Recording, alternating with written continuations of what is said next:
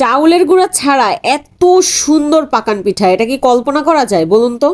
এত সুন্দর করে বানিয়ে নিয়েছি, একদম টিপস সহ আপনাদের সাথে শেয়ার করে দিব, যেন এই শীতে আপনারা সবাই এরকম পারফেক্টলি পাকান পাকন যেটাই বলেন এই পিঠাটা বানিয়ে খেতে পারেন। এখানে কিন্তু আমি কোনো চাউলের গুঁড়া ব্যবহার করি নাই, কোনো খেজুরের গুড় ব্যবহার করি নাই, তারপরেও পিঠাগুলার কালার দেখেন, মাশাআল্লাহ, মনে হচ্ছে না যে খেজুরের গুড় দিয়ে বানিয়েছি, আসলে কিন্তু চিনি দিয়ে বানিয়েছি। তাহলে চলুন আমি আপনাদের শুরু থেকে শেষ পর্যন্ত দেখিয়ে দিই কীভাবে বানালাম। প্রথমে ক্যারামেল তৈরি করে নিব। এখানে আমি দিয়েছি 1 কাপ পরিমাণে চিনি। আপনারা কিন্তু এখানে চিনিটা কমিয়ে বাড়িয়ে দিতে পারেন, কোনো সমস্যা নেই, কিন্তু এই মিষ্টিটাই কিন্তু পারফেক্ট ছিল। তারপর এখানে দিয়েছি 1.5 কাপ গরুর দুধ। এটা আগে থেকে জাল না করে নিলেও হবে, আমার আগে থেকে জাল করা ছিল না, জাস্ট ফ্রিজ থেকে বের করে নর্মাল করে আমি দিয়ে দিয়েছি। তারপরে এখন আমি এখানে দিয়ে দিচ্ছি, এই দুধটা কিন্তু পুরোপুরি ঠান্ডা করে নিয়েছি, ঠিক আছে?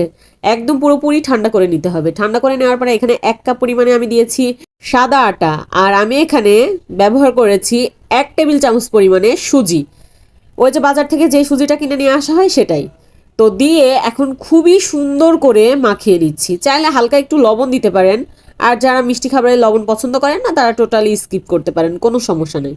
এখন হাত দিয়ে খুবই সুন্দর করে এটাকে মাখিয়ে নিতে হবে, মাঝখানে যেন কোনো জমাট বেঁধে না থাকে, কোনো দলা না থাকে, খুবই সুন্দর করে মাখিয়ে নিতে হবে। এই কাজটা প্রায় আমি 7-8 মিনিট ধরে করে নিয়েছিলাম, ঠিক আছে?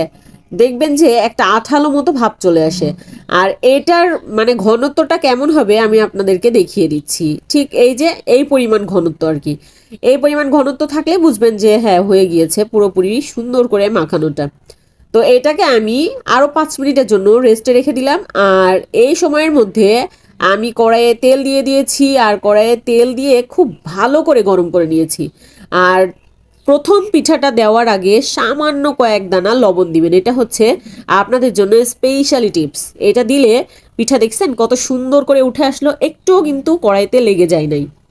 জাস্ট পিঠাটা দিলাম আর কত সুন্দর করে উঠে গেছে, আপনারা কিন্তু নিজের চোখেই দেখে নিছেন, এখানে আমার কিন্তু বলার কিচ্ছু নাই।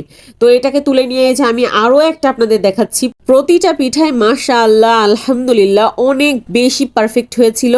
আর এই পিঠাটা কিন্তু অনেক বেশি সময় পর্যন্ত নরম থাকে, শক্ত হয়ে যায় না।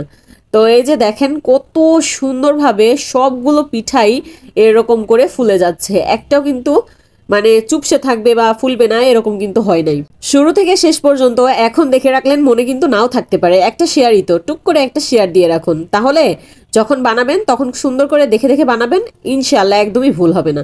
তো এই যে আমার ওই 1 কাপ আটাতে এতগুলা পিঠা হয়ে গিয়েছে, আর পিঠাগুলোর ভিতরটা দেখেন কতটা পারফেক্ট হয়েছে। তো আপনারা সবাই ভালো থাকবেন, সবাইকে ভালো রাখবেন। আমার ভিডিও থেকে একটু উপকৃত হলে লাইক কমেন্ট শেয়ার করবেন। আল্লাহ হাফেজ।